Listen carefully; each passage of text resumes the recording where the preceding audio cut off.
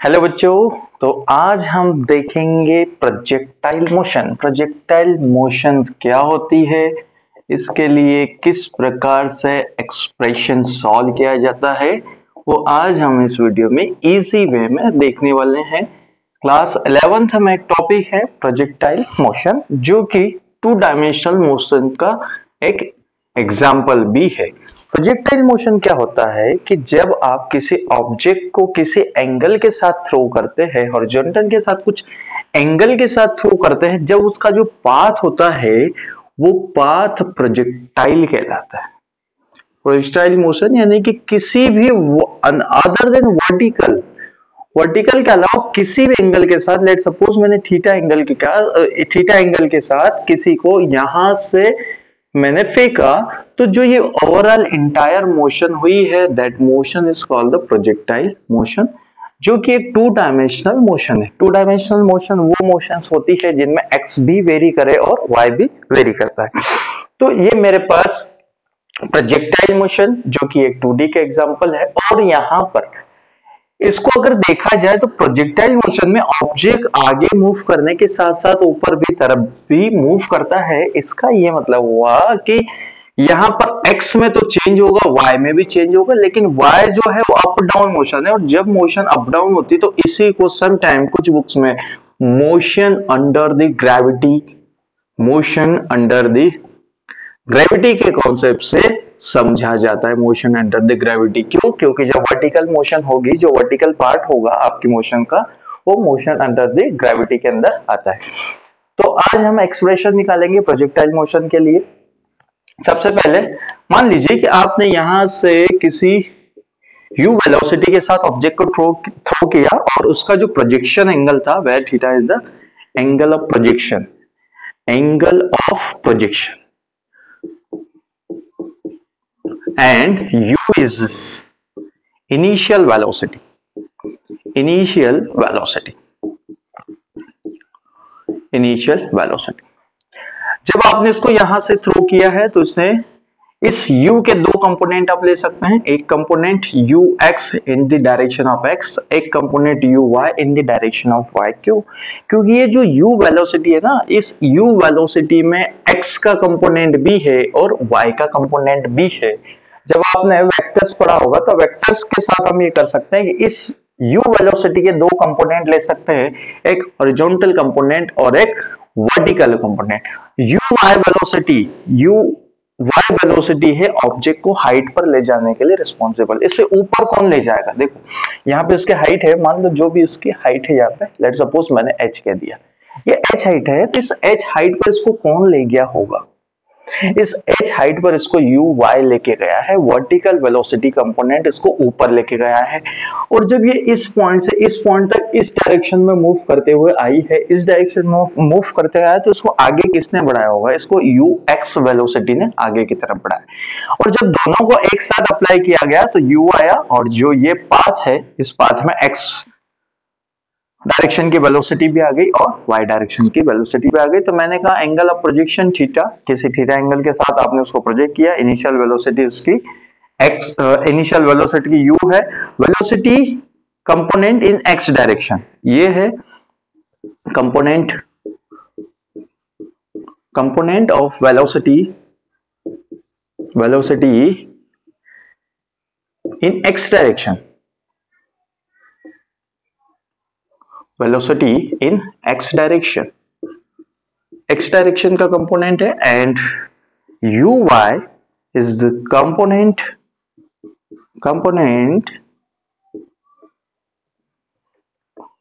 Of velocity in y direction. तो ये आपके वेलोसिटी के कंपोनेंट है x डायरेक्शन में और y डायरेक्शन में। अब इसकी मोशन को हम दो अलग अलग पार्ट में स्टडी करें तो हमारे लिए काफी कन्वीनियंट होगा। एक x डायरेक्शन की मोशन को हम कंसीडर करेंगे और एक y डायरेक्शन की मोशन को हम कंसीडर करेंगे। देखिए किस प्रकार से हमारे लिए इजी रहेगा इसको सॉल्व करना। x डायरेक्शन की मोशन को कंसीडर क्यों कर रहे हैं? x डायरेक्शन की मोशन को कंसीडर क्यों कर रहे हैं? y डायरेक्शन की मोशन को कंसिडर क्यों कर रहे हैं, वो भी अलग अलग, जस्ट बिकॉज क्योंकि मैंने 1D पढ़ा है। अगर मुझे मोशन इन 1 डायमेंशनल ठीक से क्लियर है, दोनों को एक साथ लगा दो तो मोशन इन 2 डायमेंशनल आपको क्लियर हो जाए। मैं एक्स डायरेक्शन की मोशन को देखता हूँ कि एक्स डायरेक्शन जो उसको आगे ले जाने के लिए रिस्पॉन्सिबल है, तो सबसे पहले इस वेलोसिटी का एक्स कंपोनेंट निकालो जो कि यूएक्स है। और यूएक्स किसके इक्वल होगा बेटा, यहाँ पे एंगल थीटा, तो यू का ये वाला कंपोनेंट कितना, ये आएगा sir you cos of theta. जिसके साथ वो एंगल बनाता है वो वाला हम कॉस थीटा लेते हैं। ऐसे याद रखते हैं इसको कि जिसके साथ हमने एंगल बनाया है, तो एंगल इसने एक्स के साथ बनाया, तो इसको मैंने लिखा यू कॉस थीटा, और यू वाई को मैं लिखूंगा vertical component you sine theta. Clear है? तो एक्स डायरेक्शन में यू एक्स आपने लिखा यू कॉस थीटा। अब यहाँ पे एक और चीज देखिए, एक्सेलरेशन की बात आई है। Acceleration x direction, entire 2 dimensional motion में, एंटायर प्रोजेक्टाइल मोशन में जो आपका एक्सेलरेशन है in the direction of x, direction of x की वेलोसिटी में कोई चेंज नहीं आता। डायरेक्शन ऑफ एक्स की जो इनिशियल वेलोसिटी है वही की वही वेलोसिटी पूरे एंटायर मोशन में रहती है, तो इसमें कोई चेंजेस नहीं आता। इसमें चेंज ला कौन सकता था, एक्सेलरेशन ला सकता था। तो एक्सेलरेशन इसका मतलब है ही नहीं, एक्सेलरेशन की वैल्यू 0 है। दैट्स व्हाई एक्स डायरेक्शन की मोशन को हम यूनिफॉर्म मोशन भी कह सकते हैं। यूनिफॉर्म मोशन है क्योंकि वहां पे एक्सेलरेशन है नहीं, एक्सेलरेशन की वैल्यू 0 है। अब वाई डायरेक्शन में देखो, वाई डायरेक्शन में क्या हो रहा था, वाई डायरेक्शन में सबसे पहले यू वाई वर्टिकल वेलोसिटी जो कि आप लिखेंगे u साइन ऑफ थीटा, ये वो कंपोनेंट है वेलोसिटी का जो इसको हाइट पे ले जाने के लिए रिस्पॉन्सिबल है। दूसरा यहाँ पे जो है ए वाई। अब जब भी मोशन अंडर द ग्रेविटी की बात होती है, मोशन अंडर ग्रेविटी की बात होती है, यानी कि कोई भी ऑब्जेक्ट अगर अप डाउन मोशन कर रहा है या उसकी मोशन ग्रेविटी से अफेक्ट हो रही है, तो वहां पे एक इंपॉर्टेंट रोल प्ले करता है आपका जी। ऊपर जाने पर उसकी वेलोसिटी अपने आप डिक्रीज करेगा, नीचे आने पर उसकी वेलोसिटी अपने आप आएगा, यानी कि ग्रेविटेशनल एक्सेलरेशन एक्ट करता है जो कि ऑलवेज डाउनवर्ड डायरेक्शन में एक्ट होता है। तो मैं यहां पर इस इंटायर मोशन में, इस पर्टिकुलर प्रोजेक्टाइल में, इसको मैं माइनस ऑफ जी के इक्वल रखूंगा। माइनस ऑफ जी इसलिए क्योंकि ये नेगेटिव डायरेक्शन में, वेलोसिटी ऊपर एक्सेलरेशन नीचे, धीरे धीरे वेलोसिटी को कम करेगा। दैट्स व्हाई ये negative acceleration. By the way negative acceleration is also called retardation. तो यहाँ पे जी की वैल्यू नेगेटिव में। अब होगा क्या, सोचिए ना, क्या होगा अगर आप ऑब्जेक्ट को यहां से थ्रो करते हैं। एक्चुअल में ऑब्जेक्ट की इनिशियल स्पीड तो u रहेगी, धीरे धीरे उसकी स्पीड का वर्टिकल कंपोनेंट धीरे धीरे क्या होता जाएगा, कम होता जाएगा। यहाँ पे मैक्स पॉइंट के ऊपर वर्टिकल कंपोनेंट 0 हो जाएगा, यानी कि वेलोसिटी को डिक्रीज करते करते यहां पर उसकी वर्टिकल वेलोसिटी जो है, जिसको मैं यू वाई कहता हूं, वो 0 हो जाएगी, या यू वाई कहने की बजाय उसको वी वाई कहें। At max height, at maximum height, या ये कहो कि धीरे धीरे वेलोसिटी इनिशियल वाई डायरेक्शन में डिक्रीज होती है, इंक्रीज होती है। तो वाई डायरेक्शन में क्या होगा, इनिशियल इंक्रीज, ऐसे लिखो, initial increase and after decrease. Increase भी होगी, डिक्रीज भी होगी। इनिशियल, सॉरी उल्टा लिखा, इनिशियल डिक्रीज होना चाहिए, डिक्रीज होगी ना। देखो धीरे धीरे डिक्रीज हो रहे। मान लो यहाँ पे इसकी वर्टिकल वेलोसिटी 5 थी, ऊपर ले जा रही थी, यहाँ तक आते आते वो 0 हो गई। तो डिक्रीज हुई और बाद में यहां से यहां तक वापस आएगा, जब ये नीचे जमीन से टकराएगा तो इंक्रीज होगी। तो इनिशियल डिक्रीज होगी और बाद में इसकी वेलोसिटी इंक्रीज होगी। कुल मिला के आपको ये याद रखना है कि वाई डायरेक्शन में वेलोसिटी चेंज होती है, एक्स डायरेक्शन में वेलोसिटी में कोई चेंज नहीं होता। नाउ अब हम कैलकुलेट करने वाले हैं फ्लाइट टाइम। तो फ्लाइट टाइम पहले समझे होता क्या है। ये वो टाइम है बेटा जब आपका प्रोजेक्टाइल जितनी देर तक हवा में रहेगा वो टाइम फ्लाइट टाइम कहलाता है। मैंने उसको इनिशियल u वेलोसिटी से एंड थीटा एंगल से प्रोजेक्ट किया, और इंटायर मोशन में, इस इंटायर मोशन में जब तक ये हवा में है, एक वेलोसिटी आगे ले जा रही है, एक ऊपर ले जा रही है। यहाँ पे ऊपर ले जाने वाली बिल्कुल 0, सिर्फ आगे ले जाने वाले बचेगी। यहाँ पे वेलोसिटी नेगेटिव। मैंने कहा कि फ्लाइट टाइम निकालिए, तो फ्लाइट टाइम का मतलब होता है कि कितनी देर तक, कैपिटल टी जिसको हम डिनोट करते हैं, कितनी देर तक ये हवा में फ्लाई करेगा। Let A, B and C, B है मैक्सिमम हाइट। मुझे कैलकुलेट करना है, जब मैं ए से सी तक गया, मैं ए से सी तक गया तो मुझे कितना टाइम लगा, वही टाइम मेरा फ्लाइट टाइम होगा, क्योंकि फिर ये ग्राउंड पे टकराने वाली है, तो जितनी देर तक ये फ्लाइट करेगी that is the flight time. तो हमने क्या कहा, हम इसको भी दो तरीके से स्टडी करते हैं। फ्लाइट टाइम के लिए पहले आप ये देखें कि क्या एक्स डायरेक्शन की मोशन रिस्पॉन्सिबल है या वाई डायरेक्शन की। तो मैं क्या करने वाला हूँ, देखो बेटे, यहाँ पे वाई कितना है, इनिशियल वाई कितना है, 0। अब पूरी मोशन में वाई कहां पर 0 होगा, यहाँ पर। यानी कि जितनी देर तक ये हवा में रहने वाला है, वाई का कुछ ना कुछ डिस्प्लेसमेंट रहेगा। जितनी देर तक हवा में रहेगा, वाई का कुछ ना कुछ डिस्प्लेसमेंट रहेगा। यानी कि 0 से 0 जब वाई होगा, वाई की इनिशियल वैल्यू 0, और फिर अगली बार जब तक 0 होगी, तो वो टाइम मेरे लिए फ्लाइट टाइम होगा, है ना। अब मुझे क्या करना है, मैं कुछ और तरीके से निकालूंगा, मैं ऐसा तरीका यूज करूंगा, यानी कि मैं यहां पर इसको मैक्स हाइट कह देता हूं h, और यहां तक का पहले टाइम कैलकुलेट कर लेता हूं। यानी कि आपका प्रोजेक्टाइल ए से बी तक गया, उसमें मुझे जितना टाइम लगा होगा, ऑब्वियस है बी से सी तक जाने में भी उतना ही टाइम लगेगा। जितना टाइम ए से बी मैक्स हाइट पर जाने लगेगा, सेम टाइम उसको बी से सी तक आने में लगेगा। और ये ए से बी और बी से सी में जो चेंज हो रहा है वो कौन हो रहा है, वाई। तो अगर मैं वाई डायरेक्शन का मोशन कंसिडर करूं, लेकिन कहां तक का, यहां तक का मुझे टोटल टाइम निकालना है, तो मैं इसको 2 टाइम्स ऑफ टी कर दूंगा, तो मेरे पास टोटल टाइम आ जाएगा। मुझे ये टी कैलकुलेट करना है, तो टी कहां तक का है, बी तक जाने के लिए। आइए इसको कैलकुलेट करते हैं। तो आपको वाई डायरेक्शन का मोशन कंसिडर करना है। Motion consider of Y direction. Y direction का ले लें, वाई डायरेक्शन ये मैंने लिया, और तो यू वाई जल्दी बताएं, तो यू वाई आपके पास क्या होगा, U U U U Y ये वाला कंपोनेंट, और एक ये वाला कंपोनेंट जिसको मैंने यू साइन ऑफ थीटा कहा था, और इसको मैंने यू कॉस ऑफ थीटा कहा था। तो ये मेरे पास आया U sine of theta. Okay, acceleration कितना, ए वाई, वाई डायरेक्शन का माइनस ऑफ जी। यहां पर क्या होगा बेटा, मैक्स हाइट कौन सी है, मैक्स हाइट वो है जिसमें वर्टिकल वेलोसिटी 0 हो जाए, जो उसको ऊपर ले जा रही है वो वेलोसिटी एक टाइम के बाद तो 0 होने ही वाली है ना, यहाँ पे कुछ वैल्यू, यहाँ पे कुछ वैल्यू, यहाँ पे कुछ वैल्यू, यहाँ पे ये 0। तो एक टाइम के बाद इसकी वर्टिकल वेलोसिटी 0 हो जाएगी, और वो कौन सा पॉइंट होगा, एट मैक्सिमम हाइट। जब वो मैक्सिमम हाइट पर चलेगा, जब वो मैक्सिमम हाइट पर चले जाएगा, तब उसकी वेलोसिटी वाई डायरेक्शन वाली 0 होगी। जब उसकी वेलोसिटी वाई डायरेक्शन वाली मेरे पास 0 होगी, ठीक है।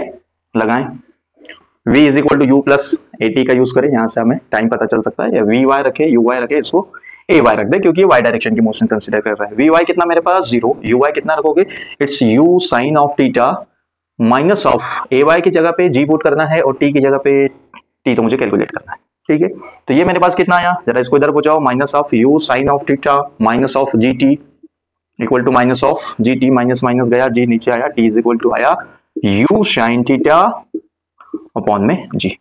रुको एक मिनट, ये जो टाइम है ना, ये यहां तक जाने के लिए आया है टी, यहां से यानी कि आपका ये जो टाइमिंग आया है वो आया है ये वाला टी, मैक्स हाइट तक जाने के लिए। मैक्स हाइट से नीचे भी तो आना है, तो इधर भी उतना ही टाइम लगेगा टी।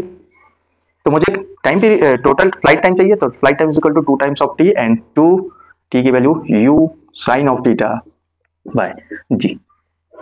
तो ये मेरे पास होगा flight time in projectile motion. तो प्रोजेक्टाइल मोशन में फ्लाइट टाइम मेरा इस तरीके से मैं कैलकुलेट कर सकता हूँ। मैंने मोशन वाई डायरेक्शन वाली ली, और मैंने v is equal to U plus I T लिया। मैंने ये भी उसको आधे पार्ट में इसलिए किया क्योंकि इजी था, मैंने मैक्स हाइट पर उसको ले गया, तो मैक्स हाइट के लिए उसके लिए कितना टाइम लगा था, मुझे टी टाइम लगा, और मैक्स हाइट पर जाने में जो टी टाइम लगा वही मैंने कैलकुलेट किया, और उस टी की वैल्यू को मैंने 2 टाइम्स कर दिया, तो मेरे पास फ्लाइट टाइम आया। अब फ्लाइट टाइम मैक्सिमम कब होगा, तो फ्लाइट टाइम मैक्सिमम जब होगा बेटा, जब साइन थीटा की वैल्यू मैक्सिमम होगी। साइन थीटा की वैल्यू मैक्सिमम कितनी हो सकती है, साइन थीटा की मैक्सिमम वैल्यू 1 होती है, और वो कब होती है, थीटा इज इक्वल टू कितने पे, 90 डिग्री पे। थीटा इज इक्वल टू कितने पे, 90 डिग्री पे। तो मैक्सिमम टाइम आपका हो सकता है 2u अपॉन जी। उसके लिए आपका एंगल ऑफ प्रोजेक्शन होना चाहिए 90 डिग्री। जब मैं किसी को 90 डिग्री से एंगल से प्रोजेक्ट करूंगा, ऊपर की तरफ फेंकूंगा, तब वो सबसे ज्यादा टाइम एयर में बिताएगा, सबसे ज्यादा टाइम हवा में रहने वाला है। और दूसरा फैक्टर जिन पर डिपेंड करता है इनिशियल वेलोसिटी, तो डिपेंड करता है ये कि इनिशियल वेलोसिटी जितनी ज्यादा दी जाएगी उतनी ज्यादा हाइट पर वो जाने वाला है, तो उतना ज्यादा टाइम उसको लगेगा। तो ये था हमारे लिए overall flight time. Flight time के बाद दूसरी चीज जो इसमें पूछी जाती है वो मैक्सिमम हाइट पूछी जाती है। मैक्सिमम हाइट क्या होगी। अब मैक्सिमम हाइट के लिए पहले देखो बेटा कौन जिम्मेदार है, आपको तो बस जो भी निकालना है ना उसके लिए रिस्पॉन्सिबल कौन है वो देखना है कि मैक्सिमम हाइट के लिए रिस्पॉन्सिबल है कौन। मैक्सिमम हाइट पर कब जाएगा, ये रहा। और हाइट पे जब भी बात आ रही है हाइट की, यानी कि वाई डायरेक्शन की मोशन, तो मैं यहां पे consider Y direction motion, Y direction की मोशन को कंसिडर करेंगे। फिर वही बात, क्या करना है, U Y is equal to you sine of theta, A Y is equal to minus of G, displacement in Y S Y मान लो ये कितना है एच, तो मैंने इसको कह दिया एच। और मैक्सिमम हाइट पर जब जाएगा जब इसकी वर्टिकल वेलोसिटी कितनी हो जाएगी, zero eight max height. Maximum height पर जाएगा जब इसकी वेलोसिटी जीरो हो जाएगी, तो हमें वही निकालना है कि मैक्सिमम हाइट कितनी होगी। तो U Y U sine theta, A Y minus of G, S Y displacement Y direction का, बेटा यहाँ पर वाई कितना है, मैंने एच लिया है, मैंने एच लिया, यहाँ पे एच होगा। और यहाँ पर इसकी वेलोसिटी कितनी होगी, जीरो। वर्टिकल वेलोसिटी जीरो होती है at maximum height, at maximum height लिखना चाहिए। ओके चलो क्या करें, लगा दें V square is equal to you square minus of plus of 2as। क्यों लगाएंगे, क्योंकि डिस्प्लेसमेंट पता करना है ना। v is equal to U plus A T से डिस्प्लेसमेंट तो नहीं पता चलता, मुझे डिस्प्लेसमेंट चाहिए। तो मैंने डिस्प्लेसमेंट के लिए तो सेकंड इक्वेशन यूज करो या फिर थर्ड इक्वेशन यूज करो। तो मैंने जब मेरे को इनिशियल वेलोसिटी पता है, फाइनल वेलोसिटी पता है और मुझे एक्सेलरेशन पता है, तो क्यों ना मैं v is equal to v square u square 2as का यूज करूं, तो इजीली फाइंड हो जाएगा। There will be v y u Y, ये वाई और ये वाई, क्योंकि वाई डायरेक्शन का मोशन है। वी वाई स्क्वायर जल्दी बताओ कितना होना चाहिए, जीरो, मैक्स साइड पर जीरो। यू स्क्वायर की जगह आपको लिखना है यू साइन ऑफ थीटा और इसका whole square minus of 2 g, a Y की जगह g, 2 g and capital H. यहां से इसकी वैल्यू को इधर ले आइए, तो ये मेरे पास बन जाएगा 2 g h is equal to you sine theta का whole square and there h will be u square sine square theta upon 2g। It's easy. Maximum height, ये वो मैक्सिमम हाइट है जिस पे आपका प्रोजेक्टाइल जाएगा। मैक्स हाइट इतनी लेगा, तो मैक्स हाइट अगर आपको कैलकुलेट करना है तो आपको इनिशियल वेलोसिटी, आपको एंगल ऑफ प्रोजेक्शन और g की वैल्यू पता होना चाहिए। आई होप g की वैल्यू सबको पता है, 9.8 metre per second square, 9.8 metre per second square.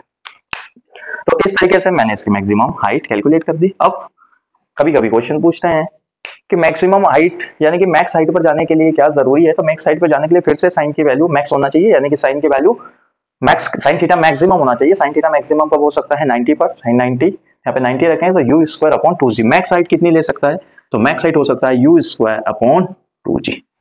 तो ये मेरे पास वो मैक्सिमम हाइट है जिसके ऊपर मेरा प्रोजेक्टाइल जाएगा।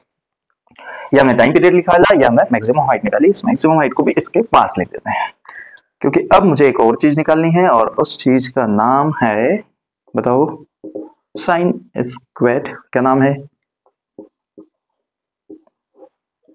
घबराओ मत, इसके ऊपर कुछ क्वेश्चन भी करेंगे तब आपको क्लियर हो जाएगा। एक चीज और निकालनी है, क्या आपको निकालना है, हॉरिजॉन्टल रेंज। डायग्राम थोड़ा सा गड़बड़ हो गया, डायग्राम को फिर से बना देते हैं क्योंकि ये सब कुछ मिक्स हो गया।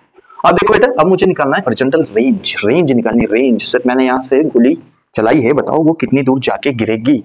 मैंने गोली जो चलाई है वो हॉरिजॉन्टल रेंज चाहिए। अगर आपको हॉरिजॉन्टल रेंज, जिसको डिनोट करेंगे हम कैपिटल आर से। सर मैंने यहाँ से गोली चलाई है कुछ इस तरीके से, ये लो, ओके। सर मैंने गोली चलाई, उस टाइम पे उसकी वेलोसिटी यू थी और वो थीटा एंगल के साथ निकली। आप मुझे सर ये बताइए कि ये जो ए है, एक यहाँ पे बी ले लो और सी ले लो, तो ए से सी तक जाने वाली जो डिस्टेंस है वो कितनी होगी, that is called horizontal range. Horizontal वो रेंज वो है कि वो वापस ग्राउंड पे कब टकराएगी। कभी कभी ऐसा भी लिखते हैं कि इस पॉइंट ए से मैंने किसी को थ्रो किया तो वो सी तक गई, और सी यानी कि ग्राउंड से कब टकराएगी, कितने समय बाद टकराएगी, या ये कहो कि कितनी दूर ग्राउंड पे टकराएगी। गोली अगर आपने चला दी, फायर करके उसको ढूंढने जाना पड़ा, तो आपको अगर डायरेक्शन पता है तो आप उसको ढूंढ सकते हैं कि ग्राउंड पे वहां पर टकराई होगी। तो मुझे ये कैपिटल आर कैलकुलेट करना है, कैपिटल आर कैलकुलेट करना है। क्या किया जाए, कैसे पता कर सकते, कौन जिम्मेदार इसके लिए, कौन जिम्मेदार। सर इसके लिए जो एक ही व्यक्ति जिम्मेदार है, कौन, मैं नहीं हूं भाई। एक्स डायरेक्शन की motion, motion consider in x direction. Sir आपने दो बार वाई लिया, एक बार एक्स लिया, ऐसा भेदभाव क्यों किया है। सर अपनी तरफ से कुछ नहीं लेते हैं बेटा। अगर आप आगे जा रहे हैं तो आगे जाने वाली मोशन कौन है, एक्स ही तो है, एक्स है। अगर ऊपर कहीं की बात करते तो मैं किसको लेता, वाई को लेता।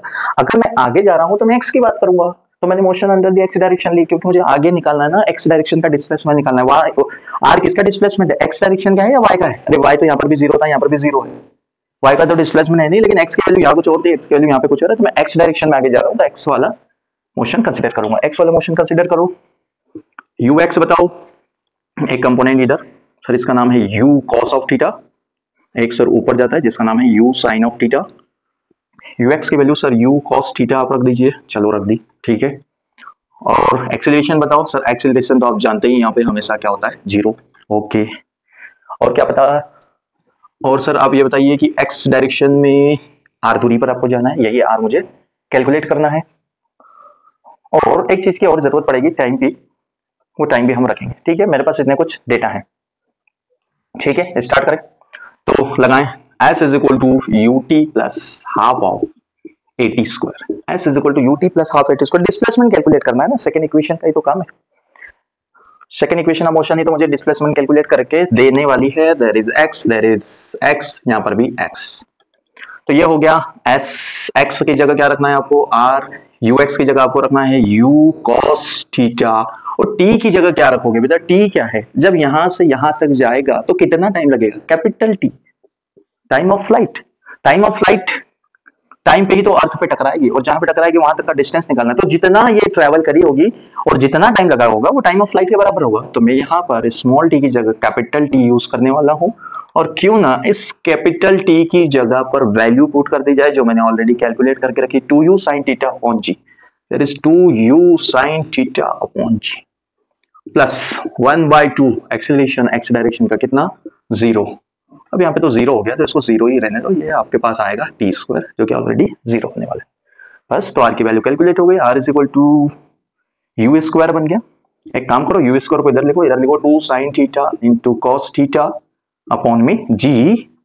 और किसी ने अगर ट्रिग्नोमेट्री की थोड़ी सी जानकारी हासिल करी है अपने जीवन में, तो उसको ये पता होगा 2 sin theta cos theta sin of 2 theta के इक्वल होता है। और किसी ने नहीं पढ़ी है तो वो अपने भाग्य का निर्माता खुद ही है। ओके, इसको लिखे you square sin 2 theta upon में जी। बहुत बढ़िया, यही तो चाहिए था मुझे यही एक्सप्रेशन तो चाहिए था, यही तो निकालना था। ऐसा क्या बनाया।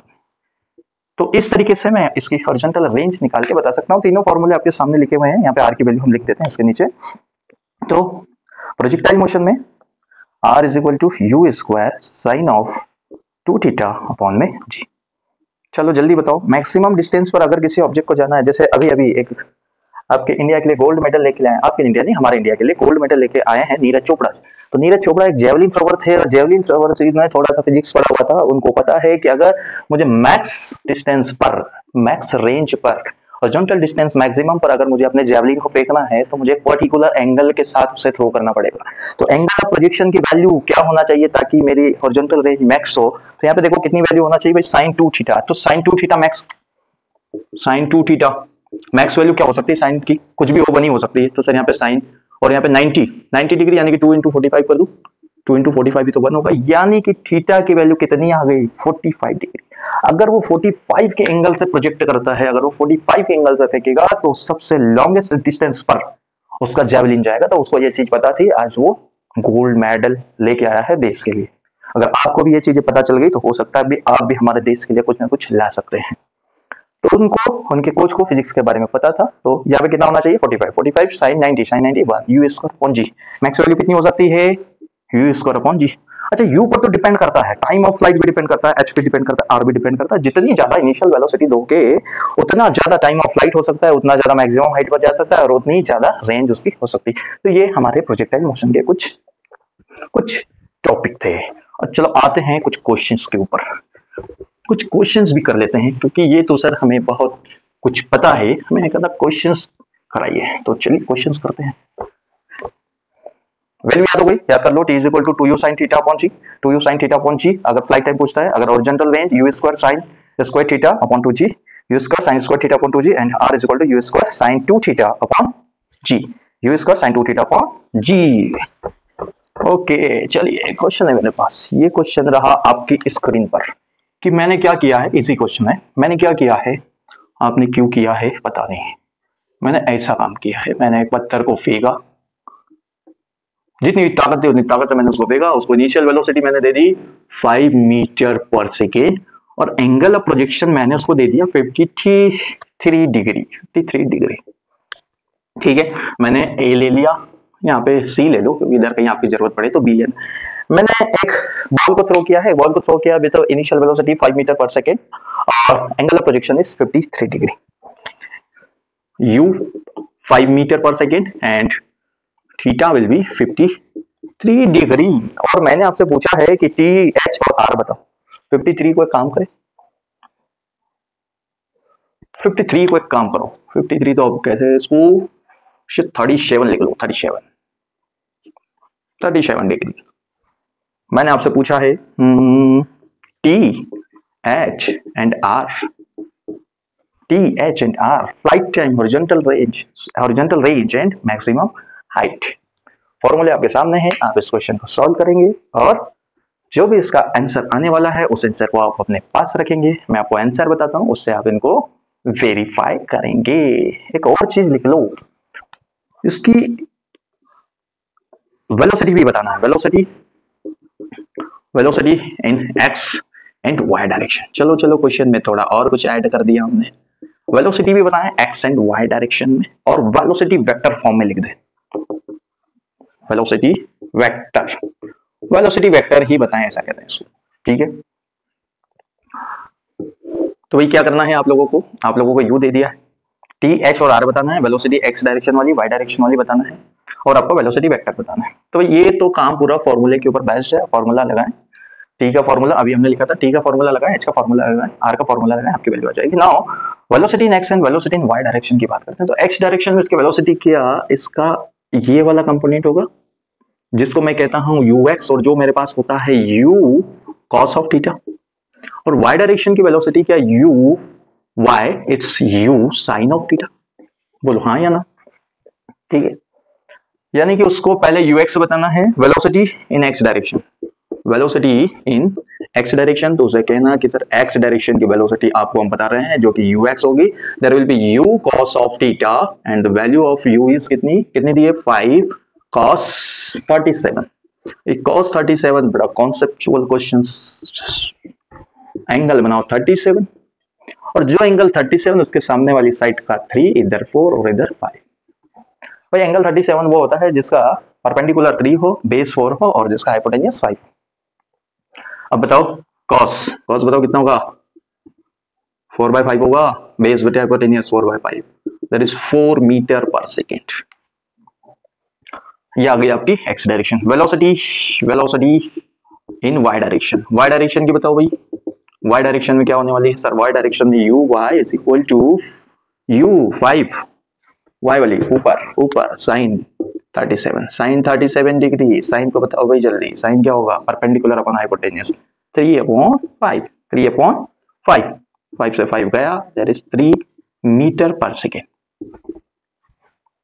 तो ये रही x डायरेक्शन है, ये रही y डायरेक्शन है। वेलोसिटी वेक्टर पूछा है तो वेलोसिटी वेक्टर फॉर्म में अगर आपको रिप्रेजेंट करना है तो जो x डायरेक्शन वाली वेलोसिटी है ये रही, उसको लिखो 4i cap, plus y direction वाली वेलोसिटी को लिखो 3j कैप। वेलोसिटी वेक्टर इस तरीके से आप वेलोसिटी बता सकते हो। अगर वेलोसिटी का